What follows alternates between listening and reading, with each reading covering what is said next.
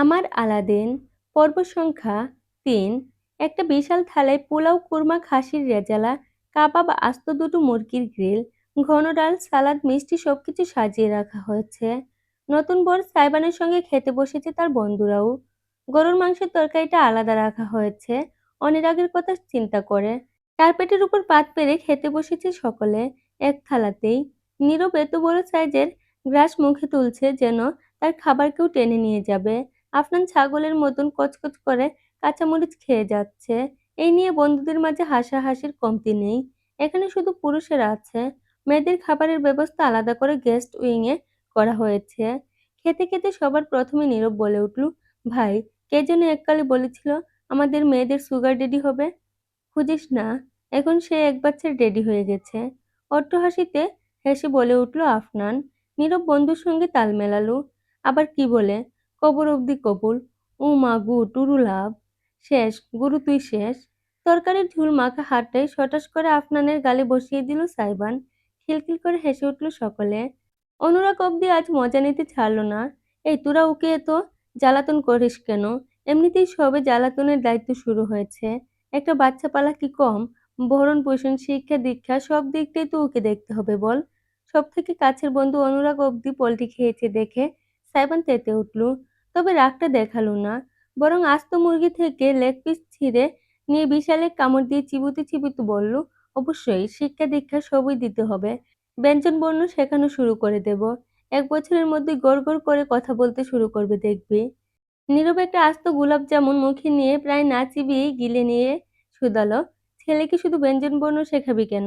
স্বরবর্ণ কি দোষ করেছে? স্বরবর্ণ শুধু বইয়ের জন্য বরাদ্দ। সাইবানের বেফাঁস কথায় অনুরাগ প্রায় মুখের খাবার ফেলে দিচ্ছিল। কোনোমতে হাত চেপে নিজেকে থামালো। কেশে ফেললো বেচারা। অপরদিকে হাতের লুকমা হাতে নিয়েই জমে গেল। ফেল করে সাইবানের দিকে চেয়ে রইল আফনান আর নীরব। সাইবানের কোনো হেলদোল নেই। সে নিশ্চিন্ত মনে বিরাট কোল্ড ড্রিঙ্কসের গ্লাসে চুমুক দিয়েছে। অনুরাগ বাম হাতে একটা থাপ্পড় দিল তার পেটে। তুই কি কোনোদিন শুধরাবি না? বিয়ে হয়েছে তবুও এই শয়তানি গেল না। শয়তান শুধরে গেলে পৃথিবীতে তোর মতন সন্ন্যাসীদের কি কাজ? বাঁকা হেসে জবাব দিল সাইবান। আর পারল না আফনান আর নীরব। উভয়ে হাসতে হাসতে ফ্লোরেই গড়াগড়ি খেতে লাগলো। অপরদিকে ইরা মিজানকে নিয়েই ব্যস্ত। খেতে বসেনি সে এখনো। ছেলে ঘুমাবে, ঢুলু ঢুলু চোখে তার বুকে লেপ্টে আছে। তাকে নিয়ে হাঁটাহাঁটি করছে, সঙ্গে সকলে ঠিক মতো খাচ্ছে কিনা সেই বিষয়টাও তদারকি করছে। চোখের কোণে সে খেয়াল করলো রাহাত আর ইহান দুজনেই বাড়ির চৌকাঠ বেয়ে নেমে যাচ্ছে। আর অপেক্ষা করলো না ইরাম। দ্রুত হেঁটে বেরিয়ে গেল বাইরে। ইজানকে নিজের বুকে সাবধানে আড়াল করে রেখে ভাইদের পিছু নিল সে। মেন গেটের কাছাকাছি গিয়ে থামালো তাদের। ভাই, ইহান থামলো আগে।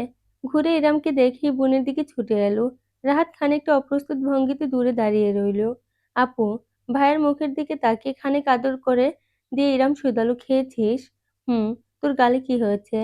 ব্যান্ডেজ লাগানো গালটা হালকা একটু ঘষে ভ্রু কুঁচকে ফেললো ইহান। ইঁদুর কামড়েছে। ইঁদুর? চোখ কপালে উঠে গেল ইরামের। হতবাক নয়নে চেয়ে রইল ছোট ভাইয়ের মুখপানে। ইঁদুর এলো কোথা থেকে? জানি না, আমার রুমে তেলাপোকা ছিল। ইঁদুর না, কিন্তু গত রাতে কোত্থেকে যেন এলো। পালিয়েও গেল। ঠিক মতো দেখতে পাইনি। ধরতে পারলে পিষে ফেলতাম শালাদের।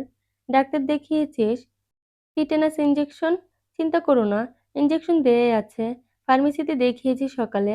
লাল দাগ হয়ে গিয়েছে, বলেছে কয়েকদিন গরম পানির সেঁক দিলে ঠিক হয়ে যাবে। গজগজ করে বলল ইহান। ছোট ভাইয়ের রুমে ইঁদুর ঢোকার রহস্য ইরাম ধরতে পারলেও বিশেষ কোনো মন্তব্য করলো না। ইহানও সেই বিষয় নিয়ে কথা বাড়ালো না, বরং আগ্রহ নিয়ে তাকালো ইজানের দিকে। গাল টেনে দিল। আমার মামাটা কেমন আছে? হুম। ইজান কুই কুই করে আবার মায়ের বুকে মাথা গুজে ফেলল। হাসল ইহান। আহারে, শরম পেয়েছে বেচারা। পরক্ষণেই সেই হাসি মুছে গেল তার। জ্বলজ্বলে দৃষ্টিতে দেখল ইরামকে। তুমি এমনটা কেন করলে আপু? আমি কিছুতেই স্বস্তি পাচ্ছি না। ওদের সঙ্গে তুমি, ওই লোকগুলো। তোকে বলেছি তো ভাই, আমি যা করছি সুস্থ মস্তিষ্কে ভেবেচিন্তে করেছি, ভবিষ্যতেও করব। ইরামের হাতটা নিজের সুস্থকালে চেপে ধরে মাথা নেড়ে ইহান বলল, ঠিক আছে, তোমার কথাই সই। তবে তুমি আমাকে প্রমিস করো, যদি ওরা তোমাকে তিল পরিমাণও কষ্ট দেয়, তুমি সঙ্গে সঙ্গে আমাকে বলবে। আগের বারের মতন চুপ করে সহ্য করে যাবে না। কথা দাও আমাকে আপু, প্লিজ। মৃদু হাসলো ইরাম। ঝুঁকে এসে ছোট ভাইয়ের কপালে কপাল ঘষে বলল, আমার কিচ্ছু হবে না ভাই।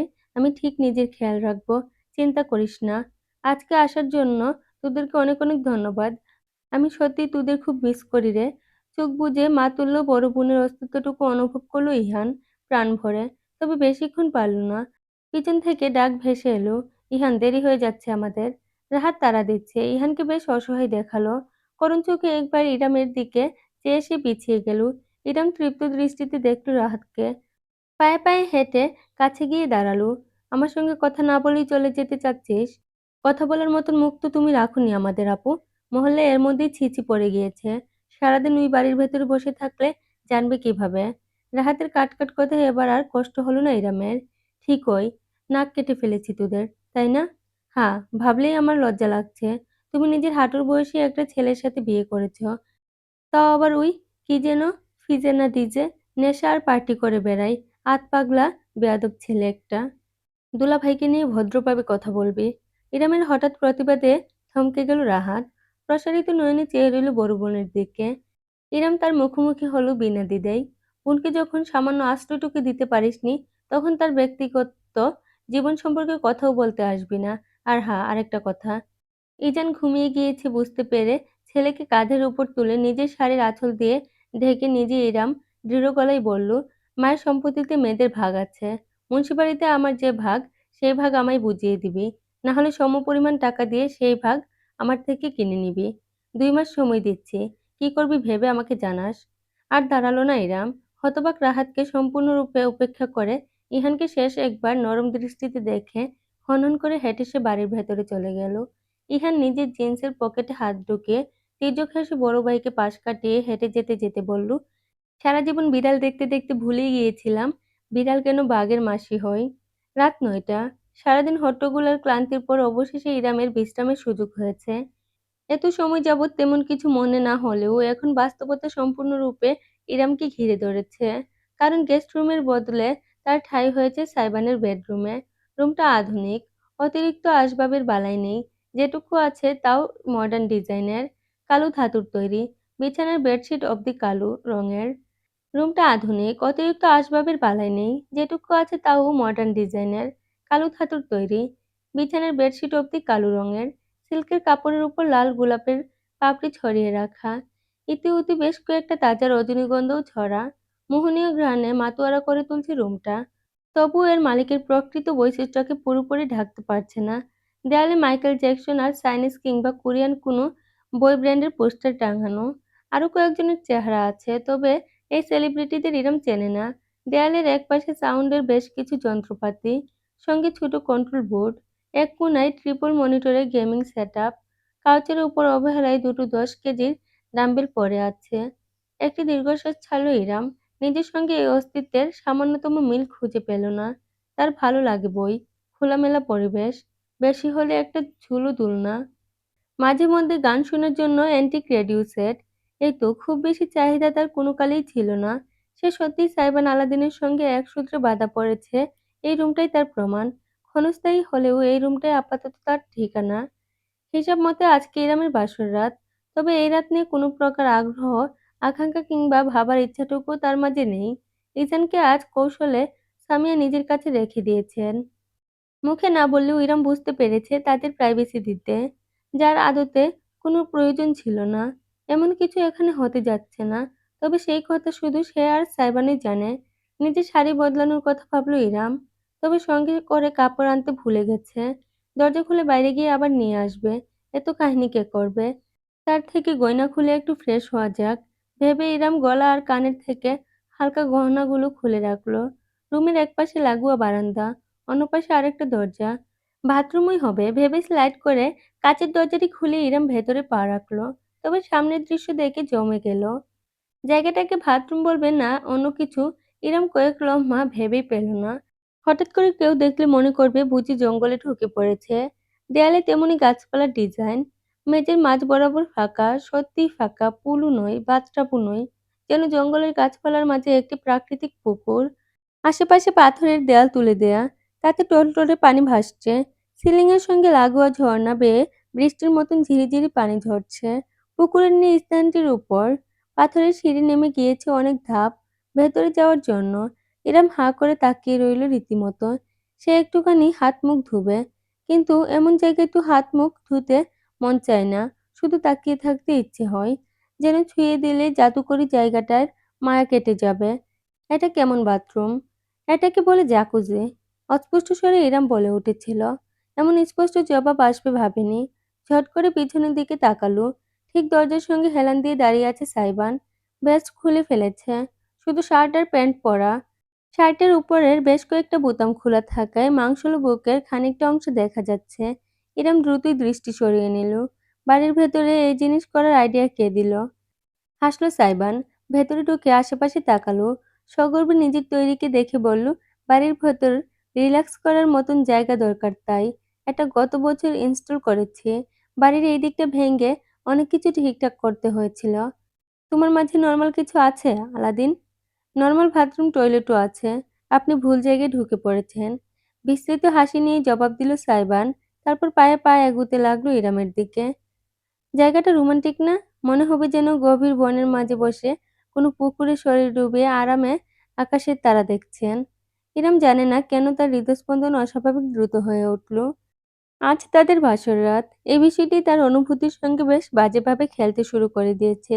অজান্তে পিছিয়ে পড়ল সে। পানির একদম কিনারার পাথরের কাছে গিয়ে থামল। সাইবান রীতিমতো নির্লজ্জভাবেই তাকে আপাদমস্তক পর্যবেক্ষণ করল। ইরাম আর ঘুমটা দিয়ে নেই। গাঢ় জলপাই বর্ণের চকচকে শাড়িটা তার শরীরে ওতপ্রোতভাবে জড়িয়ে আছে। সাইবান এতদিন ভালো করে দেখেনি, কিংবা সংকোচ করেছে। অথচ আজ তার দৃষ্টিতে বিন্দুমাত্র সংকোচ রইল না। কবুল পরে বিয়ে করা বউ তার সামনে দাঁড়িয়ে।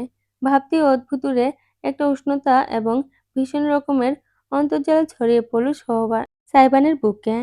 ইরম তার গভীরতম দৃষ্টি খেয়াল করলো, জিজ্ঞেস করে বসলো, আজ কাজী সাহেবের সামনে হঠাৎ ওভাবে বললে কেন? থমকালো সাইবান। দৃষ্টি তুলে ইরামের মুখ দেখলো। অতঃপর বাঁকা হাসি ছুঁয়ে গেল তার ঠোঁট জুড়ে। কিভাবে বলেছি? কবর অব্দি কবুল কথাটার মানে কি? এটাই যে আপনাকে বিয়ে করে নিজের কবর নিজেই খুঁড়েছি আমি। ইরামের খুব কাছে এসে পড়ল সাইবান। রমণী জমে গেল। মুহূর্তের জন্য তার মনে হলো সাইবান বুঝি তাকে ছুঁয়ে দিবে প্রগাঢ়ভাবে। আর সে আটকাবে কি করে? এতদিন ছেলেটা ছিল পরপুরুষ, আজ থেকে স্বামী।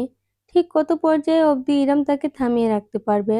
অথচ সাইবান তাকে ছুঁয়ে দিল না, শুধু দেখেই গেল। গলা বুক উদর পেরিয়ে এসে তার নিগুড় কালো নয়নজোড়া থামল বরাবর ইরামের কোমরে। আর তৎক্ষণাৎ মুগ্ধতার দৃষ্টি বদলে গেল তীব্র কৌতূহলে। বাজে রকমের কৌতূহলে। ভ্রু কুঁচকে ফেলল সাইবান। এতক্ষণ স্পর্শ না করেও এবার হাত বাড়িয়ে বৃদ্ধাঙ্গুলে ইরামের কোমরের ত্বকে ফুটে থাকা একটা খয়েরি দাগ ছুঁয়ে দিল সে। এটা কিসের দাগ? সাইবানের প্রশ্নে জাস্ট টের পাওয়া গেল স্পষ্ট। ইরম জবাব দেওয়ার সুযোগ পেল না।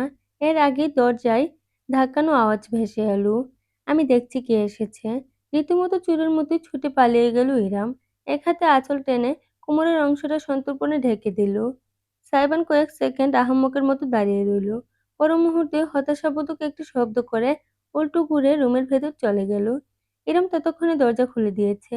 বাইরে দাঁড়িয়ে আছে সারিকা। তার হাতে ধরা ছটফট করে কাঁদতে থাকা ইজান। আমি আর মম মিলে অনেক চেষ্টা করেছি। আপনাকে ছাড়া শান্ত হবে বলে মনে হয় না। খানিকটা বিরক্ত নিয়েই বলল সারিকা। ইরাম দ্রুত নিজের হাত বাড়িয়ে ছেলেকে কোলে তুলে নিল। সারিকা অপেক্ষা অবধি করল না। যেমন হঠাৎ এসেছিল তেমন হঠাৎ করেই চলে গেল। একটি নিঃশ্বাস ফেলে দরজা আটকে চিৎকার করে কাঁদতে থাকা ইজানকে নিয়ে বিছানায় গিয়ে বসল ইরাম। এই যে, না না, শোনো আমার, কুচুপু আমার। এই তো আম্মু এখানে। আম্মু কোথাও যায়নি। এই যে শোনা, এই যে আমার বাবুটা। ছেলেকে দুলিয়ে দুলিয়ে শান্ত করতে চাইল ইরাম, অথচ কোনো কাজ হলো না। বরং সময়ের সাথে সাথে আরো জুড়ে তার স্বরে কেঁদে যেতে লাগলো ইজান। ছোট্ট শিশুটির মুখ লালচে হয়ে গিয়েছে কান্নার কারণে। ইরাম সইতে পারল না, বুকে আঁকড়ে ধরল ছেলেকে। না না, কাঁদে না আব্বু। আর না, আম্মুর কষ্ট হইতো কুচুপু। প্রথমটায় বিশেষ পাত্তা না দিয়ে মনিটরের সামনে গেমিং চেয়ারে বসে মোবাইলে স্ক্রল করছিল এই সাইবান। বাচ্চার কান্নার আওয়াজে ভীষণ তীক্ষ্ণ, তার কানে লাগছে বাজেভাবে। তবে যখন প্রায় ২০ মিনিট পরেও কান্না থামার নামগন্ধ হলো না, তখন মোবাইল রেখে উঠল সাইবান। খানিকটা তেজি কণ্ঠেই বলল, কি সমস্যা? এমন ভেক ভেক করে কাঁদছে কেন পুটলাটা? হাগু পেয়েছে আবার? ইরাম হাসল না, বরং খানিকটা অসহায় দৃষ্টিতে চেয়ে বলল, বুঝতে পারছি না। কান্না করে অনেক, কিন্তু এতক্ষণ ধরে একটানা কোনোদিন করেনি। কোথায় সমস্যা হচ্ছে বাবাটার? আম্মু বুঝতে পারছে না, আম্মু পচা। ইরামের চোখ চলচল করে উঠল। ছটফট করতে থাকা ইজানকে বুকে চেপে রাখল সে। দৃশ্যটা দেখে কেন যেন ভীষণ অশান্তি অনুভব করল সাইবান। আমি জানি পুতলার কান্না কিভাবে থামাতে হয়। হঠাৎ করে বলেই দেয়ালে ঝুলন্ত টিভি রিমোট দিয়ে অন করল সাইবান। ইরাম ডেব ডেব করে চেয়ে রইল। সাইবান ততক্ষণে মেঝের মাঝখানে গিয়ে দাঁড়িয়েছে। টিভির ভলিউম বাড়িয়ে সে একটা গান ছাড়লো। তারপর রিমোটটা ছুঁড়ে ফেলে ২ পা ছড়িয়ে দাঁড়ালো। "What's this পুটলা?" দিলবার দিলবার গানের তালে তালে কোমর দুলিয়ে সাইবান এমন অদ্ভুতুড়ে অঙ্গভঙ্গি করে উঠল যে ইরামের হাসি চাপা দিতে মুখে হাত চাপতে হলো। অথচ অবিশ্বাস্য ব্যাপার, সাইবান নাচতে শুরু করার সঙ্গে সঙ্গে ইজানের কান্না থেমে গিয়েছে। নাক টেনে অশ্রুসজল চোখে সে একদৃষ্টে তাকিয়ে রইল। তার সমস্ত আকর্ষণের কেন্দ্রবিন্দু এখন সাইবানের নাচ। "अब तो हुस्न खबर है, ये कैसा असर है, तुमसे मिलने के बाद दिलबर।" সাইবানের কোমর দুলানো নাচের তালে তালে আচমকা ইজান হাততালি মেরে বুঝি গেয়ে উঠল, "আইয়া।" ইরাম না পারতে হেসে ফেলল এবার। তার চোখের পানি হুট করে শুকিয়ে গিয়েছে। সাইবানের নাচের সাথে সাথে ইজানের সব ভুলে লাফিয়ে ওঠাটা তার মনে দাগ কেটে গিয়েছে। অজান্তেই সে জ্বলজ্বলে চোখে চেয়ে দেখল সামনের মানুষটাকে। পাগলাটে একটা ছেলে, একদম লাগামহীন ঘোড়ার মতন, বেশরমের মতন কোমর দুলিয়ে যাচ্ছে। ভালোই দুলাচ্ছে যদিও। ইরাম লজ্জাবোধ করল। কি ভাবছে সে? তবে তার বিশেষ কোনো সন্দেহ রইল না। এই বিবাহিত জীবনটাকে যত কঠিন হবে সে ভেবে এসেছে, ততটাও কঠিন নাও হতে পারে। পরদিন সকাল। একদম ভোরে ঘুম থেকে উঠে গিয়েছে সাইবান। ফ্রেশ হয়ে জিম রুম থেকে ১ ঘন্টা ওয়ার্কআউট করে সাউন্ড রুমের কিছু যন্ত্রপাতি ঠিকঠাক করে এসেছে। বাড়ির সবাই এখনো ঘুমে। শুধু সুগন্ধা উঠেছে বোধহয়। নিচতলার কিচেন থেকে থালা বাসনের শব্দ শুনে বোঝা যাচ্ছে ঘেমে একাকার হয়ে গিয়েছে সাইবান। বাথরুম থেকে সংক্ষিপ্ত একটা গোসল সেরে তোয়ালেতে মাথা মুছতে মুছতে যখন সে বেরুলো তখন ঘড়িতে সময় ৮:৩০। তোয়ালেটা বারান্দায় ঝুলিয়ে সে যখন রুমের ভেতর ফিরে এলো তখন ভীষণ অপ্রত্যাশিত একটি দৃশ্য তাকে স্বাগত জানালো। তার বিছানার উপর পরম শান্তিতে ঘুমিয়ে আছে ইরাম। রমণীর বুকের সাথে ঘেঁষে গভীর ঘুমে আচ্ছন্ন ইজান। গতকাল প্রায় ভোরের দিকে ঘুমানোর সুযোগ হয়েছিল। সারাটা রাত থেকে থেকে জেগে উঠে মাকে জ্বালিয়েছে সে। সাইবান মরার মতো সোফায় পড়েছিল। বালিশ চাপা দিয়ে রেখেছে কানে। হাতে গোনা কিছু ঘন্টা হয়তো ঘুমিয়েছে। আবার ৭টার আগে উঠে পড়েছে। গভীর দৃষ্টিতে দেখল সে, বিছানায় থাকা মা-সন্তান উভয়ের উপর সকালের স্নিগ্ধ আলোকরশ্মি প্রতিফলিত হয়ে একটি স্বর্গীয় ভাব সৃষ্টি করেছে। সাইবার নিষ্পলক চেয়ে রইল। কতক্ষণ যাবৎ নিজেও বলতে পারবে না। তার ভাবতেও অবাক লাগছে। বিছানায় শুয়ে থাকা রমণী এবং ছোট্ট নাজুক প্রাণটি এখন তারই পরিবারের অংশ। পায়ে পায়ে বিছানার কাছে গিয়ে এলো সাইবান। গতকালের ক্লান্তি তাকে ঘুমাতে দেয়নি। অপরদিকে ইরামকে জড়িয়ে রেখেছে গভীর ঘুমের চাদরে। অজান্তেই হাঁটু মুড়ে বিছানার পাশে কার্পেটের উপর বসে পড়ল সে। ইরামের একটা হাত লম্বা করে রাখা, অপর হাতে ইজানের শরীরের উপর। ২ হাতের টকটকে মেহেদি। সেই মেহেদি দেখেই কিছু একটা মাথায় এলো সাইবানের। ঝুঁকে এলো সে। লম্বা করে রাখা হাতটার উপর ঝুঁকে অতি মনোযোগ নিয়ে দেখতে লাগলো। সিম্পল অথচ বেশ সুন্দর কারুকার্য। জ্বলজ্বল করছে যেন রত্নের মতন। হৃদস্পন্দন বেড়ে গেল সাইবানের। হন্যে হয়ে সে খুঁজে বেড়ালো। কোথায়, কোথায় আছে? আছে কি নেই? অবশেষে সাইবানের খোঁজ থামল। দৃষ্টি প্রসারিত হলো। সঙ্গে ঠোঁটে ফুটল এক পরিতৃপ্ত মায়াবী হাসি। গচ্ছা, বিড়বিড় করল সে আপন মনে। ইরামের হাতের মধ্যমা এবং অনামিকা আঙ্গুলের ঠিক মাঝখানে চাপা জায়গাটায় পেছানো অক্ষরে লেখা, আমার আলাদিন। ফিসফিস করে উচ্চারণ করল সাইবান। জানে না কেমন অনুভূতি হলো বুকের ভেতর। নিষ্পলক চেয়ে রইল একনাগাড়ে সে। ইচ্ছা হচ্ছে না দৃষ্টি ফিরিয়ে নিতে। ইরামের প্রশান্তিতে চাওয়া ঘুমন্ত মুখটা দেখল সে অত্যন্ত আবেগ নিয়ে। তারপরও আবারও দেখল আঙ্গুলের ফাঁকে লুকিয়ে রাখা নামটাকে। নিজের ফোন বের করে নিঃশব্দে বেশ কয়েকটা ছবি তুলে নিল সাইবান। কেন সে নিজেও জানে না। ফোন রেখে সে ঝুঁকে এলো। সাবধানে আঙুলে ছুঁয়ে দিল মেহেদির রঙে রাঙা হয়ে থাকা আঙুলটাকে। এরম সামান্য নড়েচড়ে উঠতেই জমে গেল সে। অথচ রমেনের ঘুম ভাঙল না। শুধু ছেলেকে ঘুমের ঘোরে নিজের আরো খানিকটা কাছে টেনে পুনরায় নিদ্রায় নিমজ্জিত হলো সে। বুকের ভেতর আটকে রাখা নিঃশ্বাসটা ছাড়ল সাইবান। অতি সাবধানে নিজের নাম লিখে ইরামের আঙুলটা তুলে নিল সে। কি হলো সে বলতে পারবে না। ঝুঁকে গেল। সেই নরম আঙ্গুলের ডগায় আলতো করে স্পর্শ করল নিজের ঠোঁট। অতি ক্ষীণ এক মুহূর্তের আলতো ছোঁয়া। চোখ বুজে নিল সাইবান। আর মনে ফিসফিস করল, আপনার আলাদিন। রাস্তার মোড়ের টং দোকানটায় বেশ কয়েকদিন বাদে বন্ধুদের আড্ডা বসেছে আজ। দোকানি মিরাজ ভালো করেই চেনে এই দলটাকে। যদিও বেশ সামর্থ্যবান পরিবারের ছেলেমেয়ে, তবুও তার দোকানটার প্রতি একটা ভিন্ন মায়া আছে। সেই স্কুল জীবন থেকে অনুরাগ আর সাইবার নামের ছেলে দুটো তার দোকানে চা সিগারেট খেতে আসতো। আজকাল আরো বেশ কত সঙ্গী জুটেছে। ভালোই লাগে মিরাজের তরুণ ছেলেপেলেদের গালগল্প শুনতে। মাঝে মাঝে এমন ভাষায় চলে যায় যে বুঝাই যায় না কি কথা বলছে। জেনারেশন কি অমূল্য বদলে যাচ্ছে।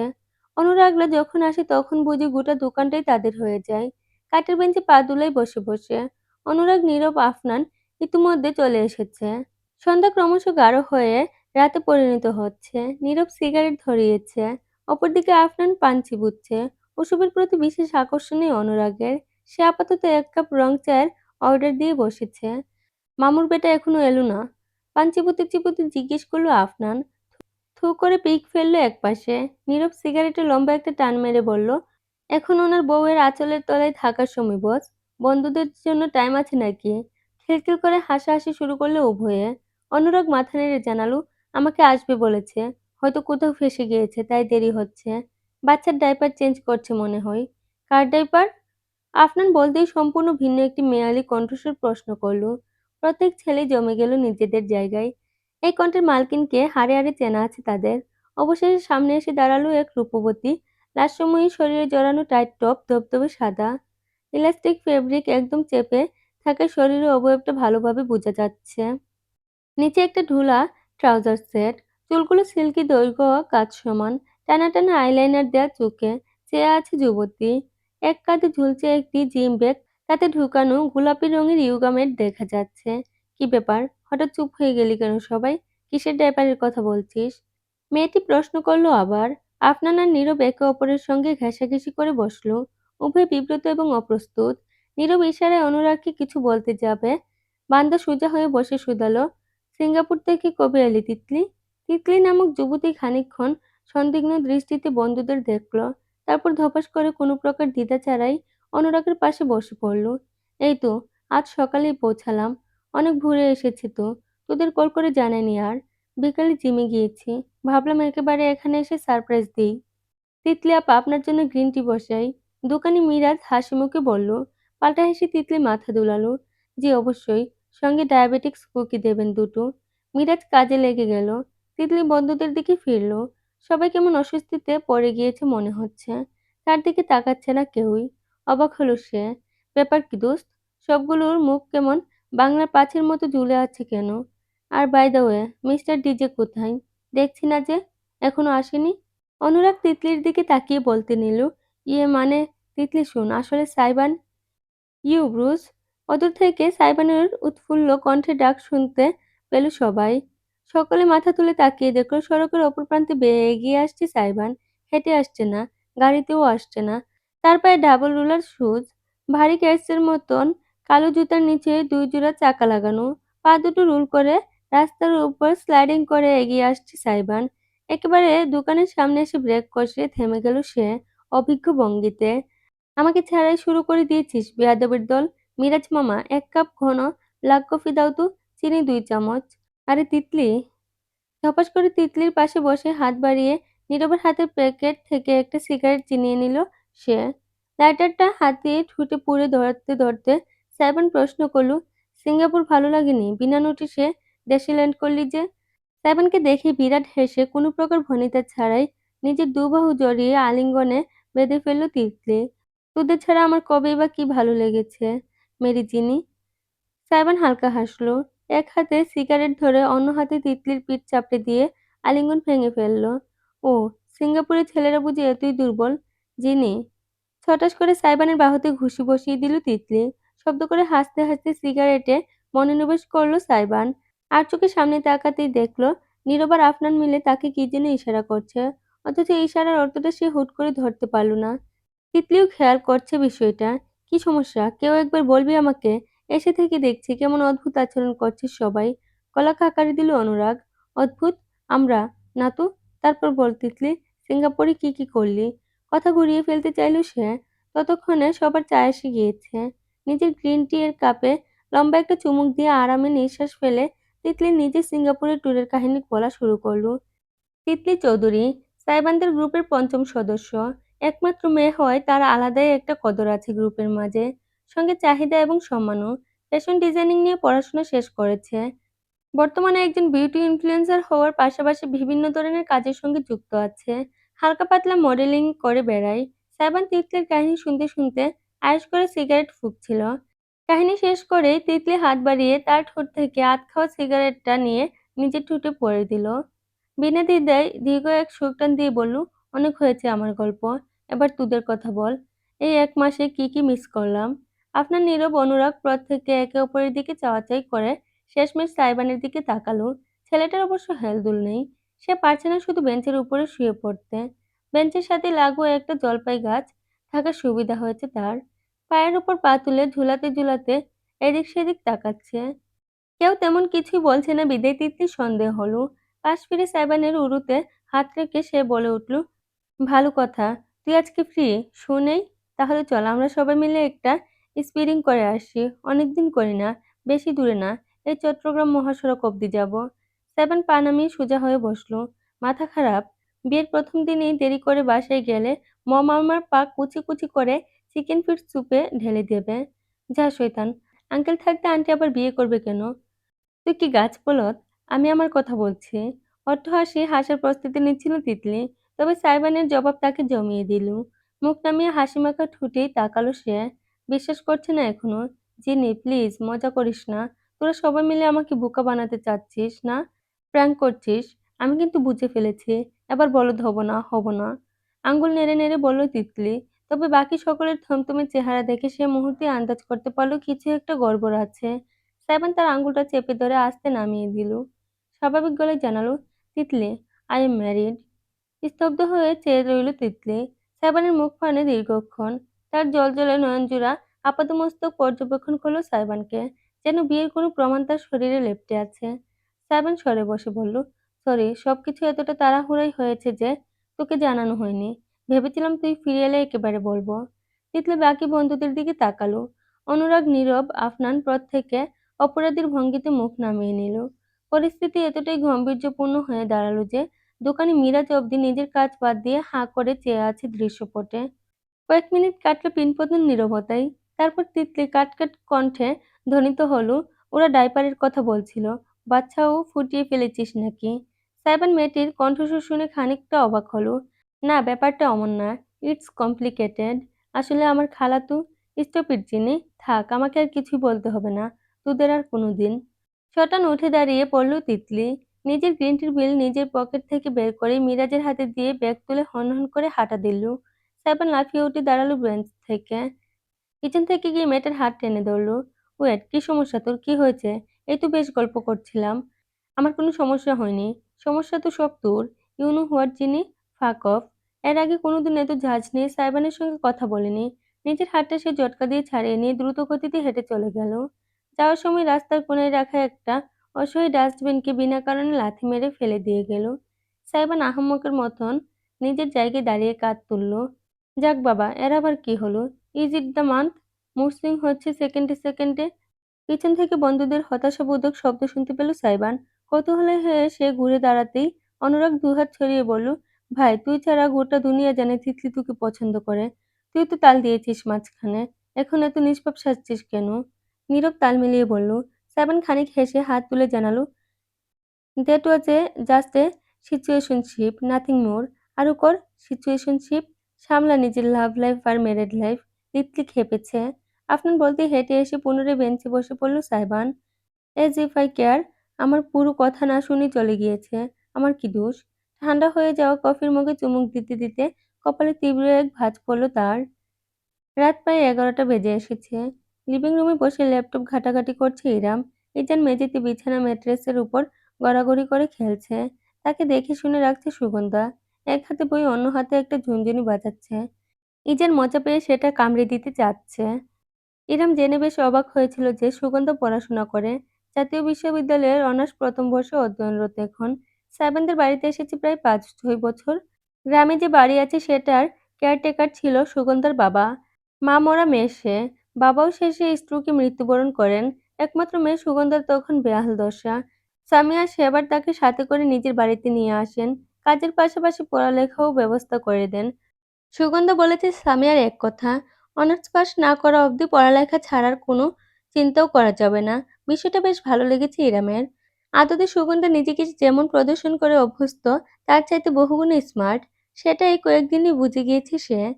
ল্যাপটপটা সামিয়ার, বাড়িতেই থাকে। তিনি খুব একটা ব্যবহার করেন না। ইরা আজকেই চেয়ে নিয়েছে। এই মুহূর্তে সে বসে বসে নিজের লিঙ্কডইন প্রোফাইল সাজাচ্ছে। চাকরি এবং কেরিয়ার ক্ষেত্রে সব কার্যকরী একটা স্থান। প্রোফাইলের কাজ শেষ হয়ে গেলে ইরাম ল্যাপটপ বন্ধ করে দিচ্ছিল। তবে হঠাৎ কি যেন একটা মনে পড়ল তার। সুগন্ধার থেকেই জেনেছে আজকাল খুব ব্যবহার করা হয় কিছু এআই প্রোগ্রাম। গুগল থেকে তেমনি একটা প্রোগ্রামে ঢুকে সে মনোযোগ দিয়ে টাইপিং করলো। সিচুয়েশনশিপ কি? যতক্ষণ প্রোগ্রামটি তথ্য খোঁজার সময় নিচ্ছে ততক্ষণ ইরাম তাকিয়ে তাকিয়ে ভাবল বানানটা ঠিক করে লিখেছি কিনা। সুগন্ধার সাহায্য নেবে, কিন্তু দরকার পড়ল না। প্রোগ্রামটি উত্তর করল, সিচুয়েশনশিপ হলো এমন এক ধরনের সম্পর্ক যেখানে দুজন মানুষের মধ্যে ঘনিষ্ঠতা আবেগ থাকে, কিন্তু সম্পর্কটা স্পষ্টভাবে প্রেম বা কমিটেড রিলেশনশিপ হিসেবে নির্ধারিত নয়। ইরামের মাথা ঘুরতে শুরু করলো। কি?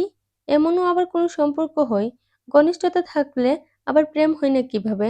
প্রেম না হলে ঘনিষ্ঠতা থাকে কিভাবে? তার মাথায় ঢুকলো না। সে আবারও টাইপ করলো, বেঞ্জিং কি? বেঞ্জিং হলো ডেটিং রিলেশনশিপের একটা টার্ম, যেখানে কেউ তোমাকে পুরোপুরি রিলেশনশিপে রাখে না, আবার পুরোপুরি ছেড়েও দেয় না। মানে ব্যাকআপ হিসেবে রেখে দেই। তুমি যেন রিজার্ভ প্লেয়ার, প্রয়োজন হলে ডাকবে, না হলে সাইডে বসিয়ে রাখবে। ইস, ছি। না চাইতেও ইরামের মুখ ফসকে বেরিয়ে গেল। সুগন্ধা মাথা তুলে তাকালো। কোনো সমস্যা আপা? ভরকে গিয়ে দ্রুত সব কেটে ল্যাপটপ বন্ধ করে ইরাম সোজা হয়ে বসলো। বলল, তোমাদের জেনারেশনটাই সমস্যা। সুগন্ধা অবাক নয়নে তাকিয়ে রইল। ব্যাপারটা কি হলো?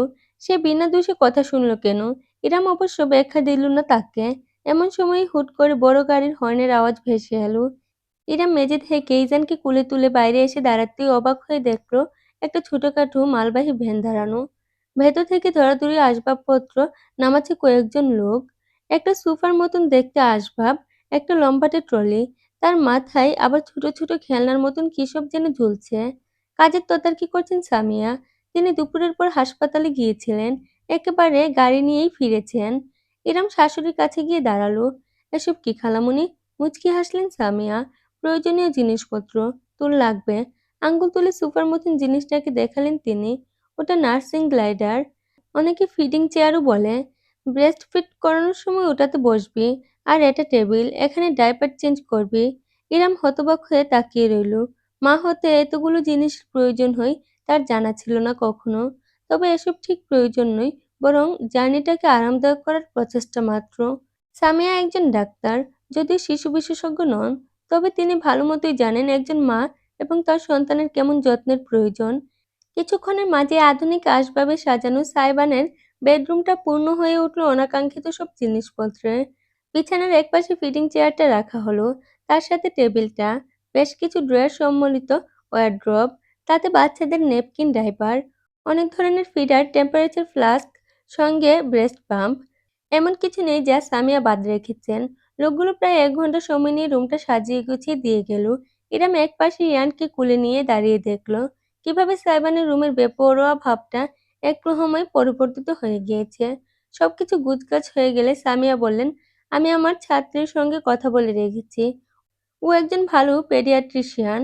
কালকে অ্যাপয়েন্টমেন্ট বুকড। তুই আর সাইবা নিজানকে নিয়ে যাবি, কেমন? তিনি বলা শেষ করতে না করতে রুমের দরজার কাছে উদয় হলো সাইবান। মাত্রই বাইরে থেকে ফিরেছে।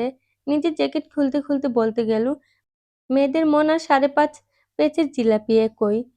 কোনো পার্থক্য? আমার রুম! সাইবানের চিৎকারে কেঁপে উঠল চারপাশ। ইরাম আগে থেকে প্রতিক্রিয়া আন্দাজ করে ছেলের ২ কানে আঙ্গুল দিয়ে রাখল। পা ফেলে থপথপ করে ভেতরে ঢুকল সাইবান।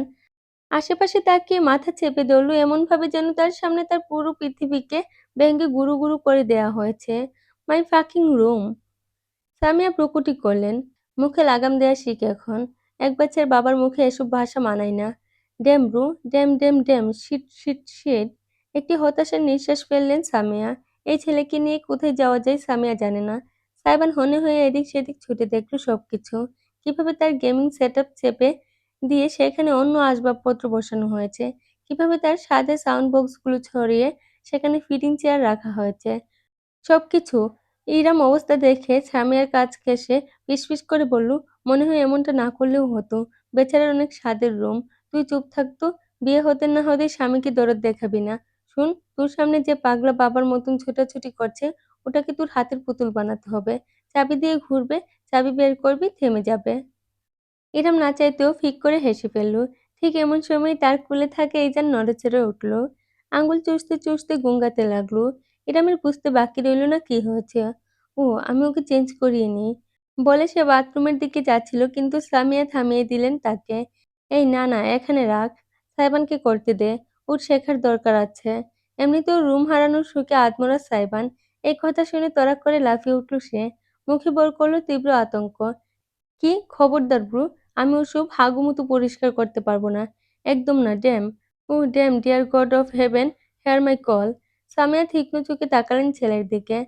তারপর আদেশ করলেন, যা ইরাম, ওই টেবিলের উপর রাখ। ডাইপার আছে। শিখিয়ে দে ওকে কিভাবে করিস। ইরাম মানতে না চাইলেও সে ভীষণ বিনোদন পাচ্ছে। সাইবানের মুখটা একেবারে দেখার মতো হয়েছে।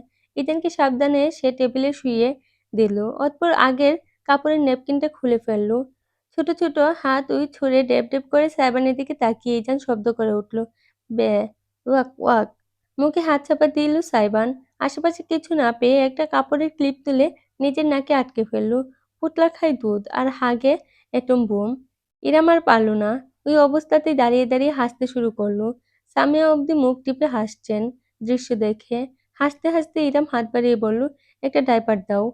সাইফান ডাইপার সেকশন থেকে পরিষ্কার ডাইপারটাও এক আঙ্গুলে এমনভাবে মুখের সামনে তুলে ধরল যেন পৃথিবীর সব থেকে কত যে কিছু ধরেছে। রিনের চোখ মুখ পাকিয়ে বমি পাচ্ছে এমন ভঙ্গি করে সে হঠাৎ বলে উঠল, হতে চেয়েছিলাম সুগার ডেডি, ভাগ্য হাতে ধরিয়ে দিল বাচ্চার নেপি। আই, ইয়া। লাফিয়ে উঠল ইরফান। ইরা ওয়েট টিস্যু দিয়ে তার ত্বক মুছে নিল। হাতে নাড়া খেয়ে আধমোছা টিস্যুটা ছুটে গিয়ে পড়ল একেবারে সাইবানের হাতের ওপর। দুনিয়া উল্টে গেল ছেলেটার। হাহাকার করে উঠল, ইয়া খুদা, ইটস মি এগেইন। জবাব চাই আমি। আমার সঙ্গে তোমার কিসের দুশমনি? আজকে ইজানকে ডাক্তার দেখানো হবে, তাই বেশ সকাল সকালে উঠে পড়েছে ইরাম। হিসাব মতো আজ তার বিয়ের দ্বিতীয় দিন। তবে বিশেষ কোনো অনুভূতি নেই তার মাঝে। গোটা চিন্তায় ছেলেকে ঘিরে। ফ্রেশ হয়ে ইজানকে খাইয়ে তৈরি করিয়ে নিজেও তৈরি হয়ে নেই। বিয়ের উপহার হিসেবে বেশ কয়েকটি নতুন শাড়ি পেয়েছে। সেগুলো থেকে গাঢ় বেগুনি রঙের একটা বাছাই করে পরল। গোসল করে নিয়েছে তাই চুলগুলো হালকা ভেজা। সেগুলোই খুলে রাখলো। অতঃপর ইজানকে কোলে তুলে সিঁড়ি বেয়ে পায়ে পায়ে নেমে এলো নিচে। নাস্তার টেবিল সাজানো। সামিয়া আর সারিকা খেতে বসেছে। সারিকার স্বামী মিশির গতকালই চলে গিয়েছে। তাদের ফ্ল্যাটের ইন্টেরিয়রের কাজ চলছে, ভাঙাচোরার ব্যাপার। তার বউকে বেশ কিছুদিন বাপের বাড়িতেই রাখবে। সে নিজে সপ্তাহে একবার দুবার করে আসবে। তাই বলতে গেলে সারিকা একটা দীর্ঘ সময় এই বাড়িতেই থাকতে চলেছে। ইরামের বিশেষ কোনো মতামত নেই এই সম্পর্কে। তবে মেয়েটার সামনে তাকে সাবধান হয়ে চলতে হবে। ইরম সামিয়াকে সালাম দিয়ে চেয়ার টেনে বসলো। সুগন্ধা তার প্লেট তৈরি করে হাত মুছে বলল, আপা আপনি খান, আমি রেডি হইয়া নেই। নিজের রুমের দিকে চলে গেল মেয়েটা। সামিয়া দ্রুত খাচ্ছেন। হাসপাতালে যাওয়ার তাড়া আছে। তবুও চোখের চশমাটা ঠিকঠাক করে তিনি শুধালেন, কি ব্যাপার? সাইবানকে দেখছি না যে, রেডি হয়নি এখনো? যাবে না তোমার সাথে? জানি না, ঘুম থেকে উঠে রুমে দেখিনি। সে কি? ওকে আমি কাল রাতে পই পই করে বলে দিলাম, আজকে ডাক্তারের অ্যাপয়েন্টমেন্ট আছে। তোমার ছেলে কি গোয়ালের গরু? সে পাগলা ঘোড়া, তাকে শিকল দিয়ে বেঁধে রাখা যায় না। সারিকা মন্তব্য করল, কাঁটা চামচ দিয়ে দই মেশানো ফ্রুট সালাদ খাচ্ছে সে। তবে ইরাদ ননদের কথাটা গায়ে মাখল না। ইজানকে উরুর উপর বসিয়ে দুলাতে দুলাতে খানিকটা পাউরুটি ছিঁড়ে মুখে দিল। অতঃপর তাকালো সামিয়ার দিকে। নরম অথচ আত্মবিশ্বাসী গলায় বলল, খালামণি, আমার মনে হয় আলাদিনকে কিছুটা সময় দেওয়া উচিত। সামিয়া ফেলফেল করে তাকিয়ে রইলেন। ইরাম গতকাল রাতেও এক কথা বলেছে। ইজানকে ডাইপার পরাতে গিয়ে সাইবান প্রায় বমি করে দিচ্ছিল। দেখে সে পরে আর তাকে কিছু করতে দেয়নি। সাইবানও বুঝি হাঁপ ছেড়ে বেঁচেছে। সামিয়াকে চেয়ে থাকতে দেখে ইরাম ব্যক্ত করলো, এই বিয়েটা ওর মনের খুশিতে হয়নি। উপরন্তু একটা বাচ্চা সামলানো চারটিখানি কথা নয়। আলাদিনের বয়স কম। ওর মাঝে এখনো দায়সারা দায়িত্বজ্ঞানহীন ভাবটা রয়ে গেছে। এর জন্য ওকে দোষ দেওয়া যায় না। স্বাভাবিক ওর সময় লাগবে। আমরা ওকে নিস্তার দেই, কেমন? তাছাড়া আমার মনে হয় না আমার বিশেষ কোনো সাহায্যের প্রয়োজন আছে। আমার ছেলেকে আমি নিজেই সামলাতে জানি। আলাদিন নিজে থেকে না চাইলে ওকে ঘাটানোর দরকার নেই। অদ্ভুত হলেও সত্য, আপুর এই কথার সাথে আমি একমত। তুমি সাইয়ের উপর অনেক বেশি চাপ দিয়ে ফেলছ মম। বউ কি জিনিস সেটা বুঝার বয়সই যার হয়নি সে আবার বাচ্চা পালবে কিভাবে? সারিকা নির্দ্বিধায় নিজের মতামত জানালো। একটা দীর্ঘশ্বাস পেলেন সামিয়া। পরক্ষণে চশমা খুলে খানিক থম মেরে বসে রইলেন। ইরাম একটা গোটা পাউরুটি শেষ করে দ্বিতীয়টি খাচ্ছিল। তখনই তিনি মুখ খুললেন। তোরা সবাই আমাকে নিষ্ঠুর মা ভাবছিস, তাই না? সারিকার চামচ থেমে গেল। অপরদিকে ইরাম চিবানো ভুলে বসল। উভয় প্রসারিত নয়নে দেখল সামিয়াকে। তাকে বেশ হতাশ লাগছে। আমি নিজেও জানি ওর উপর আমি চাপ দিচ্ছি। ইরাম, তুই হয়তো ভাবছিস শুধু তোর ভালোর কথা ভেবেই আমি এই বিয়েতে জোরাজুরি করেছি। বিষয়টা কিন্তু এমন না। আমি স্বার্থপর। আমি নিজের ছেলের জন্যও করেছি। না চাইতেও সারিকা আর ইরাম একে অপরের দিকে তাকালো। উভয়েই আবার দৃষ্টি ফিরিয়ে নিল। সামিয়া একটু সময় নিয়ে বলতে শুরু করলেন। সাইবান আগে এমন ছিল না। তুই তো জানিস ইরাম, তুই তো ওকে ছোটবেলা থেকে দেখেছিস। একটা ভদ্র মিষ্টিভাষী বাচ্চা ছিল। হ্যাঁ, রাগটা ঠিকই নাগের ডগায় রাখতো, কিন্তু বর্তমানের মতন এত সিরিয়াস অবস্থা ছিল না। হঠাৎ কি যেন হলো, সবকিছু বদলে গেল। আমার ব্যস্ত জীবন, বাড়িতে সময় দেওয়া হয়েছে খুব কম। বলতেও পারবো না কিভাবে, কোন দিন, কেন আমার ছেলেটা একটু একটু করে অন্যরকম হয়ে গেল। আমি বলবো না ও এখন খারাপ হয়ে গিয়েছে বা বিগড়ে গিয়েছে, কিন্তু লাগাম ছাড়া হয়ে গিয়েছে। বেপরোয়া, আনসিরিয়াস। জীবন নিয়ে ওর কোনো প্ল্যানই নেই। ওকে জিজ্ঞেস করলে শুধু বলে, আজকের জন্যে বাঁচি, কালকের কথা ভেবে লাভ কি? চুপ করে রইল ইরাম। কেন যেন তার খারাপ লাগছে। সাইবানের ওই পরিবর্তনের সময়টা সে দেখেনি, অনুভবও করেনি। শুধু ছোটবেলা থেকে বড়বেলায় দেখেছে। কিভাবে বোঝা সম্ভব? কিন্তু সামিয়া সবটাই চোখের সামনে দেখেছেন নিজের। তাই মা হিসেবে তার চিন্তাটা স্বাভাবিক। সামিয়া ব্যাগ থেকে কাপড় বের করে নিজের চশমাটা মুছতে মুছতে বললেন, সাইবানের চিন্তাধারা আধুনিক লেভেলের। ওকে বুঝতেই আমি এই জেনারেশনের সাথে তাল মিলিয়ে চলা শিখেছি। অতঃপর বুঝেছি ওদের কাছে এমন অনেক কিছুই স্বাভাবিক যা আমাদের কাছে অস্বাভাবিক। ছেলে মানুষ, কারণ অকারণে না করা যায় না। সবসময় চুকে চুকে রাখা যায় না। ধরে বেঁধে রাখাও যায় না। আমিও চাই না। একটা মানুষ মুক্ত, স্বাধীন। তাকে অন্যের অনুশাসনে আনার কোনো মানে হয় না। তাই আমি সবসময় চেয়ে এসেছি, যদিও বা আমি না পারি, তবে ওর জীবনে এমন কেউ আসুক যে ওকে বাস্তবতা শেখাবে। ওকে ওর মতন করে বুঝতে পারবে, ওকে সামলে রাখতে পারবে। আমি চেয়েছি আমার ছেলেটা একটু পরিবার আসক্ত হোক। যখন তুই আমার কাছে এলি, তখন মনে হলো তোর থেকে অভিজ্ঞ মানুষ হই না। তুই জীবনটাকে অনেক রঙের দেখেছিস, অনেক লড়াই করেছিস। তাই হ্যাঁ, এই বিয়েটা যতখানি তোর আর তোর ছেলের ভালোর জন্য দিয়েছি, ঠিক ততখানি আমার নিজের ছেলের জন্যও। থামলেন সামিয়া। কয়েক মুহূর্ত নিঃশব্দে বসে থাকলেন। তারপর গ্লাস থেকে বেশ খানিকটা পানি পান করে চেয়ার ছেড়ে উঠে দাঁড়ালেন। তবে হায়রাম, তুই ঠিকই বলেছিস। আমি হয়তো কম সময়ে বেশি আশা করে ফেলেছি। দায়িত্ব শিখতে, বুঝতে আর পালন করতে সময় লাগে। আমি আর এসব বিষয়ে হস্তক্ষেপ না করার চেষ্টা করব। আচ্ছা, তুই যায় তাহলে। হাসপাতালে আজ আমার অনেক লম্বা ডিউটি। আমি না হয় সময় করে তোর সাথে। না না, দরকার নেই খালামণি। এই যে সুগন্ধা গেল রেডি হতে, ওকে নিয়ে যাব। তাছাড়া গাড়িতেই তো যাব, আসবো। তুমি চিন্তা করো না। সামিয়া আর দ্বিমত করল না। ফোন এসেছে জরুরি, সেটা রিসিভ করে কানে লাগিয়ে ব্যাগ হাতে হাঁটা দিলেন বাড়ির বাইরের দিকে। সারিকাও আর বেশিক্ষণ টেবিলে থাকলো না। নিজের মায়ের কথাগুলো তাকেও ভাবুক করে তুলেছে বোধহয়। এরম চেয়ারে বসে ধীরসুস্থে নাস্তা শেষ করলো। অতঃপর সুগন্ধাকে নিয়ে ঘন্টাখানেকের মধ্যে বেরোলো অ্যাপার্টমেন্টের উদ্দেশ্যে। সমুদ্র থেকে ভেসে আসা নোনা বাতাস শরীরে লাগতে আলাদা একটা অনুভূতি হয়। সুবিশাল সমুদ্রের সামনে নিজেকে তুচ্ছ লাগে, অথচ মনটা হয় ফুরফুরে। বালি দ্বীপে সমুদ্র সৈকতে বালির আস্তরণের উপর শুয়ে প্রকৃতির মায়া উপভোগ করতে বেশ লাগছে অরণ্যের। তার সঙ্গিনী এস্কুট মেয়েটা চেয়ারে বসে সানস্ক্রিন মাখছে শরীরে। বিদেশিনীর পরনে সি বিচে ব্যবহৃত অতি ছোট সাইজের পোশাক। ওটাকে পোশাক না বলে অবশ্য অন্তর্বাস বলাই শ্রেয়। অরণ্য তাকিয়ে থাকলো। গতকাল সারা রাত একসাথে কাটানোর পরেও বিশেষ কোনো টান আসছে না। কোনো জিনিস একবার ব্যবহার করে ফেললে আবার তার ভালো লাগে না। অথচ একটা জিনিস আছে, সেটার প্রতি সে চরম আসক্ত এবং এই মুহূর্তে অনেকখানি রুষ্ট। ইরাম খেলতে চাইছে তার সঙ্গে। মেয়েটার দম আছে বলতে হয়। বেশ তবে, ইরামের সঙ্গে তার মতো করেই খেলা হবে। মেয়ে মানুষ আজ হোক কাল হোক ভাঙবেই। অরণ্য শুধু বসে বসে সেই ভাঙার অপেক্ষা করবে। ইরামকে তার কাছে ফিরে আসতেই হবে। অরণ্য নিজে আনবে না। নিজের ইচ্ছায় দুই পায়ে হেঁটে হেঁটে আসবে তার দুয়ারে। এর চাইতে মধুর কোনো দৃশ্য হয় না। সে পায়ে হেঁটে আসবে, সেই পা দুটোকে সে সেদিন রাতে কাঁধের উপর উঠিয়ে নিবে। বুঝিয়ে দেবে এতদিন যাবৎ ইরাম কি মিস করে গিয়েছে। "Wanna get into water?" Aranya উঠে বসে বিদেশিনীকে শুধালো। মেয়েটি মাথা নাড়ল। "No way, I am not risking my skin. Suit yourself." Aranya উঠে দাঁড়ালো। হাফ হাতা রঙিন শার্টটা খুলে রেখে উদাম শরীরে হেঁটে হেঁটে পানির কাছে গিয়ে দাঁড়ালো। নোনা জল তার পায়ে ছুঁয়ে গেল। বিরাট হেসে সে ডাইভ দিল। বেশ কিছুক্ষণ সাঁতার কাটার পর পানি থেকে মুখ তুলল সে। সমস্ত শরীর বেয়ে টপ টপ করে গড়ানো পানির ফোঁটাগুলো সূর্যের আলোয় চিকচিক করতে লাগলো। পেটানো শরীরের মাংসপেশিগুলো ফুলে ফেঁপে উঠল তার প্রতিটা কদমের সঙ্গে। কালো চুলগুলো লেপ্টে রইল কপালে। হালকা দাড়ি গজিয়েছে কয়েকদিনে। রুক্ষ থুতনিতে হাত ঘষে সে খেয়াল করল বিছের অন্যান্য রমণী তাকেই দেখছে। কেউ বা লুকিয়ে, কেউ আবার কারো রাগঢাক বাদেই। পাকা হাসি ফুটল অরণ্যের ঠোঁটে। সে জানে ফিরে যাওয়ার পথে এদের মধ্যে অনেকেই তার সঙ্গে কথা বলতে চাইবে। অরণ্য, অরণ্য। নিজের সৌন্দর্য নিয়ে বেশিক্ষণ সুখসাগরে বাঁচতে পারল না অরণ্য। বিচে দাঁড়ানো তার বিদেশিনী এক্সকোট এক হাতে একটা ফোন তুলে লাফাচ্ছে।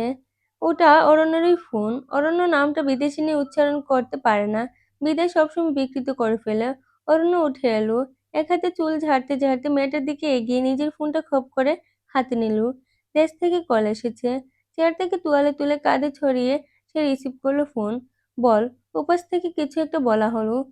সবকিছু শুনে ক্ষেপে যাওয়ার বদলে অরণ্যের ঠোঁটে হাসিটা আরো বিস্তৃত হলো। ধারণ করলো এক অশুভ রূপ। কেউ দেখলো না সূর্যের আলো প্রতিফলিত হয়ে তার চোখজোড়া কেমন হিংস্র জন্তুর মতন জ্বলজ্বল করছে। শিকারী শিকারীর গন্ধ পেলে ঠিক যেমন করে, অরণ্যর মাঝেও তেমন অভিব্যক্তি ফুটে উঠেছে। জিভে নিজের নিচের ঠোঁট লেহন করে নিয়ে অরণ্য বলল, আই সি। ফোনটা কান থেকে নামিয়ে স্ক্রিনের দিকে তাকালো। তাহলে তুমি এইভাবে আমার অ্যাটেনশন আদায় করতে চাও ডার্লিং? বেশ, তোমার পাওনা অ্যাটেনশন তোমাকে দেয়া হবে খুব শীঘ্রই। Just wait for me my world. ইজানকে চেক আপ করা হয়েছে। ডাক্তার বেশ কিছু উপদেশ দিয়েছেন। আপাতত নতুন পরিবেশ বলে ইজান মাঝে মাঝে ছটফট করছে এমনটি বলা হয়েছে। মানিয়ে নিতে সময় লাগবে। বাকিটা রিপোর্ট এলে বোঝা যাবে। দুপুর হয়ে গিয়েছে প্রায়। ইরাম চেম্বার থেকে বেরিয়ে করিডোর ধরে হাঁটছে। তার পাশে সুগন্ধা। ইজান প্রতিদিনকার তুলনায় একটু বেশি আজ শান্ত। ডাক্তারের সামনে তেমন হম্বিতম্বি করেনি। ইরামের বুকে মুখ গুজে পড়ে আছে। চেম্বারের বাইরে আরো মানুষ অপেক্ষা করছে। সকলেই ছোট ছোট শিশু। একদম বেশি ছোট কিংবা নবজাতক শিশুদের সঙ্গে বাবা মা দুজনেই এসেছে। এই তো ইরাম বের হতে এক তরুণ দম্পতি তাদের 2 মাসের বাবুকে নিয়ে চেম্বারে ঢুকলো। দৃশ্যটা মনোরম, তার সঙ্গে আবেগঘনও। একজন শিশুর দায়িত্ব উভয়ে পিতামাতার, যেখানে প্রয়োজনে উভয়েরই উপস্থিতি শুধুমাত্র দম্পতির বন্ধনই শক্ত করে না, বরং শিশুর জন্য উজ্জ্বল দৃষ্টান্ত স্থাপন করে। কারণ সে নিজের চোখে দেখে বড় হয়ে তার পিতামাতার সাথে সুসম্পর্ক আছে। সেটাই সে ভবিষ্যৎ জীবনে অনুকরণ করে। মলিন এক হাসি ফুটল ইরামের ঠোঁটে। ইজানের বাবা মানুষটা মোটেও কোনো উজ্জ্বল দৃষ্টান্ত নয়। ওই লোকটাকে এখানে সে কামনাও করে না। তার ছায়া ইজানের উপর পড়ুক সেটাও চায় না। তবে ইজান যে কোনো প্রকার সুস্থ সম্পর্কের বন্ধন দেখা ছাড়াই বড় হতে চলেছে সেটা তার কাছে স্পষ্ট। আপা, গাড়িটা একটু সুপার শপের সামনে থামাইতে বললেন। ওইখানে মাশরুম পাওয়া যায়। আজকে আমি আপনাকে মাশরুমের স্যুপ কইরা খাওয়াবো। অনেক মজা।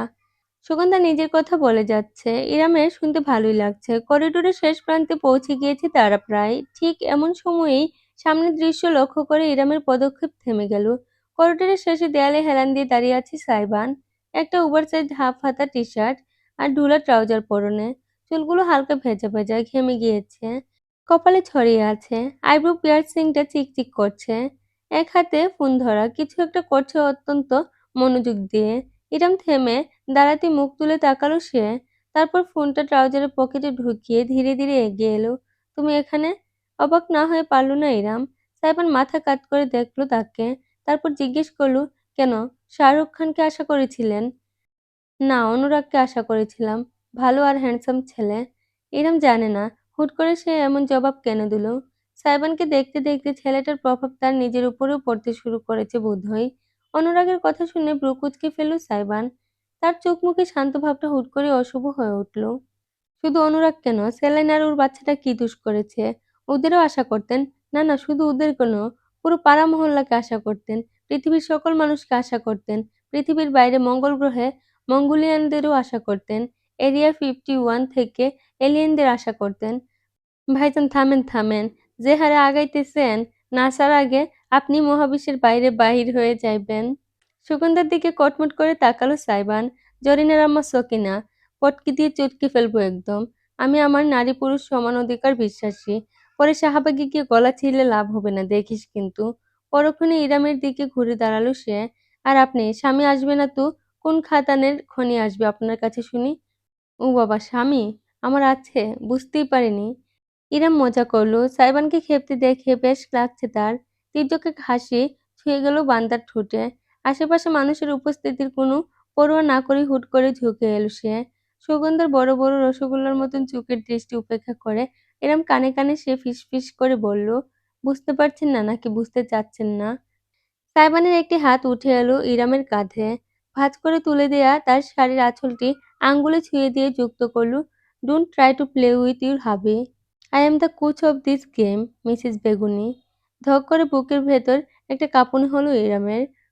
ঠোঁটজোড়া অনুভবে ফাঁক হয়ে পড়ল। প্রসারিত দৃষ্টিতে দেখল সে সাইবানকে।